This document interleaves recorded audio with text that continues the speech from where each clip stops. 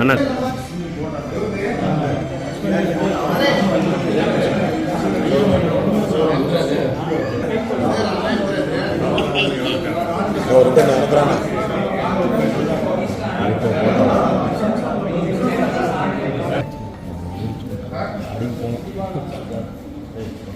మళ్ళీ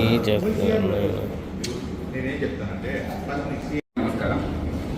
ఈరోజు చిత్తూరు జిల్లా పోలీసులు 10వ దశలో 10th కేసులో భాగంగా టోటల్గా 450 మొబైల్స్ రికవరీ చేయడం జరిగింది.